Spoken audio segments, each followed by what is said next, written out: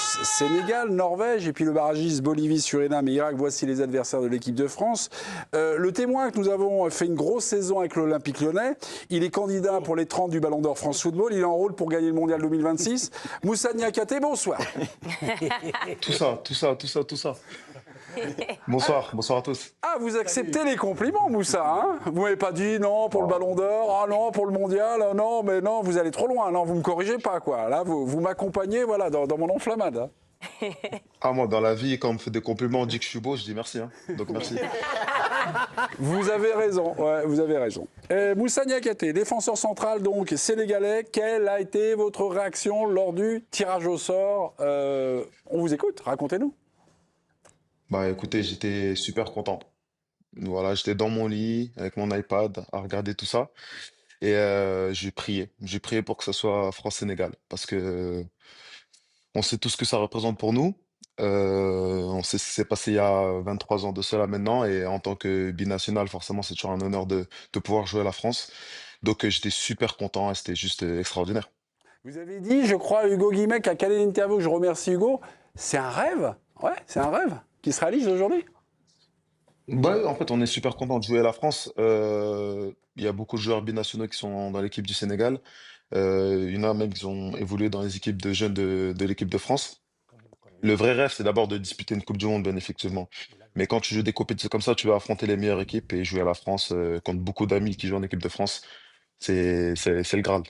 J'ai regardé, il y a 30 joueurs sénégalais qui jouent en Ligue 1 cette saison, puis vous avez rappelé, il y a certains binationaux qui ont joué en équipe de France de jeunes. Samir Kiat a dit, mais Moussa, Oui. t'as fait, hein, c'est Oui. ça Samir? Moussa l'a fait, oui. Moussa l'a fait, a joué en sélection de jeunes équipe de France sur la génération 96. Je connais, j'ai suivi parce qu'on avait un joueur sur cette génération-là que Moussa connaît très bien, Jonathan Bamba.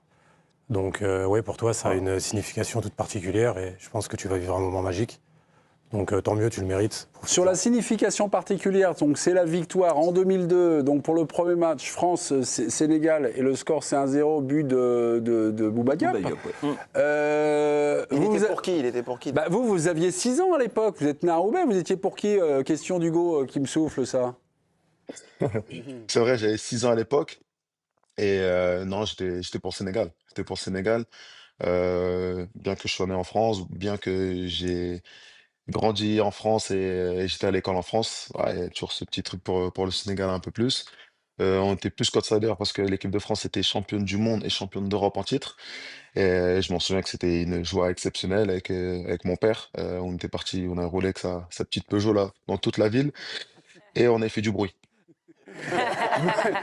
Moussa, vous les avez eus sur WhatsApp, les internationaux sénégalais également, pour discuter un peu du tirage, et c'était à peu près là, vous êtes tous dans le même état d'esprit? J'en ai eu quelques-uns, effectivement, j'en ai eu quelques-uns et de toute façon, vous pouvez aller voir leur Insta Story, leur Twitter. Tout le monde est super content, on est ravis. Pour pas dire, il y a encore 15 minutes, je parlais avec Ibrahim Mbaye Ibrahim Mbaye du PSG.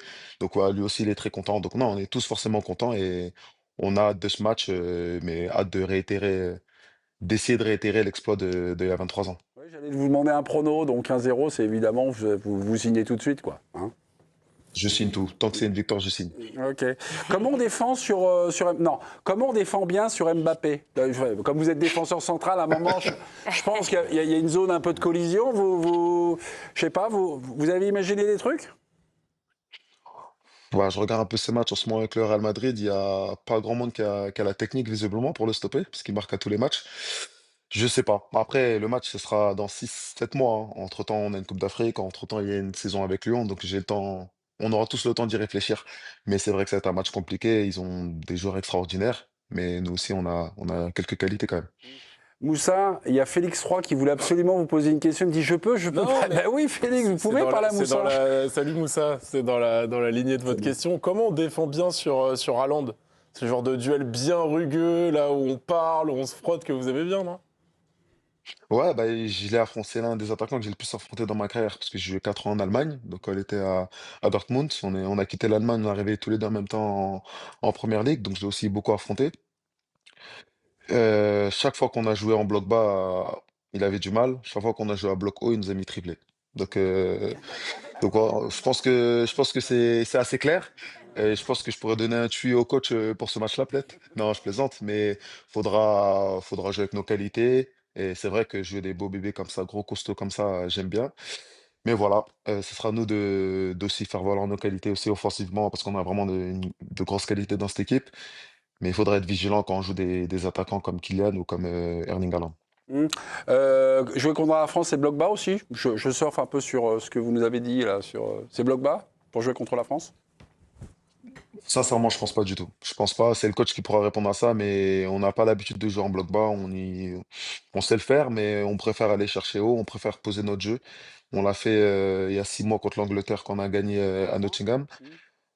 Exactement. Donc voilà, c'est ce qu'on sait faire de mieux, jouer avec nos qualités. On n'a peur de rien. Voilà, et faire valoir essayer de mettre en difficulté tout le monde. Voilà, et on n'a peur de rien. On est des lions.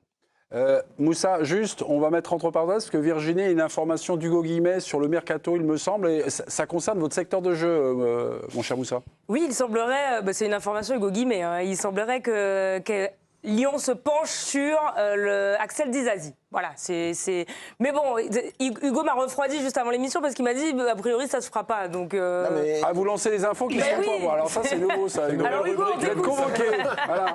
Non, en fait, il cherche un joueur qui soit vraiment fit et en forme. Et Axel Disasi, il est écarté du groupe pro à Chelsea. Donc, il va lui falloir un peu de temps pour retrouver du rythme. Donc, c'est une possibilité, mais c'est pas encore une possibilité forte. Voilà. Parce que Moussa part à la CAN. Voilà. Parce que Moussa part à la CAN, voilà, et donc il va falloir. Et Mata également aussi. Et Mata aussi, donc il y a plus, voilà, il y a plus. Kluivert est blessé, donc il y a plus beaucoup de défenseurs disponibles à Lyon. Mais je sais que Moussa, il parle au milieu, tout ça, il est en train de les former pour jouer milieu, pour jouer défenseur. Tessman, Tolisso. Ouais.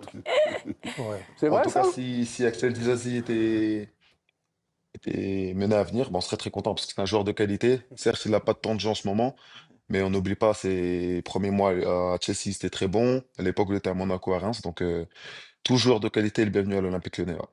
C'est une réponse extrêmement diplomatique, Moussa. Mais c'est bien, c'est malin tout ça, oui. On parle quand même de quelqu'un qui a disputé la dernière finale de Coupe du Monde. Axel Disasi, quelques Oui, minutes, absolument. en effet. Au fait, et ça sera la dernière question, Moussa, merci d'être présent en direct comme ça le soir dans l'équipe du soir. C'est quoi l'objectif pour le Sénégal dans cette Coupe du Monde? En 2022, c'était 8e de finale. C'est les 8e, c'est ça l'objectif?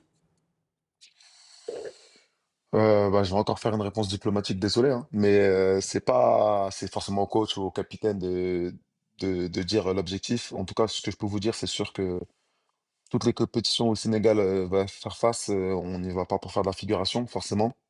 On a fait 8e de finale lors de la dernière édition. C'est notre troisième Coupe du Monde d'affilée. Donc forcément, là, on veut faire mieux. On sait que c'est probablement le dernier mondial pour beaucoup de joueurs, notamment les cadres, parce qu'il y a une génération qui va peut-être partir. Donc nous, notre but, c'est de sûrement leur offrir la meilleure sortie possible, parce qu'ils le méritent. Et aujourd'hui, on gagne beaucoup de matchs. Là, c'est des grosses équipes. On était sur 26 matchs invincibles. Mais malheureusement, l'invincibilité, elle est tombée la dernière fois. Waouh! Et, et voilà, aujourd'hui, on veut rendre fier le peuple sénégalais. Aujourd'hui, le peuple sénégalais en demande plus parce qu'on a montré de belles choses. Et si on peut aller très très loin, franchement, on va pas s'en priver.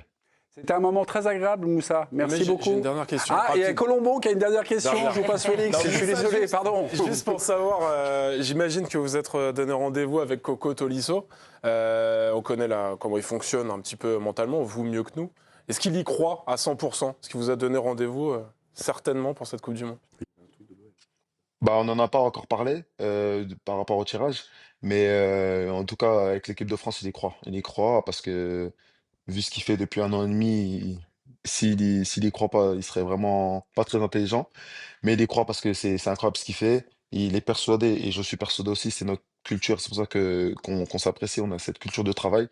Au plus tu travailles, et si tu travailles bien, tu vas te récompenser à un moment donné. Donc je suis persuadé que Corentin Tolisso pourra aider cette équipe de France. Mais franchement, si il n'est pas appelé, ça fera un très bon joueur en équipe de France de moins. Donc je serai pas contre. Il y a eu Un tweet de votre club, hein, l'Olympique Lyonnais, qui s'adresse et qui lance un appel directement au sélectionneur. Didier Deschamps, tu ne peux pas nous priver d'un duel de Coupe du Monde entre Corentin et Moussa, donc il va falloir que tu convoques en creux Corentin Tolisso. Merci beaucoup Moussa, merci de cette jolie rencontre et puis ce moment passé ensemble. Ça fait plaisir. Et on vous souhaite une bonne Coupe du Monde, mais pas trop bonne quand même. Hein, voyez le truc, quoi. Merci Moussa. Merci beaucoup, merci. Très bonne soirée. Merci, Bonne soirée à vous.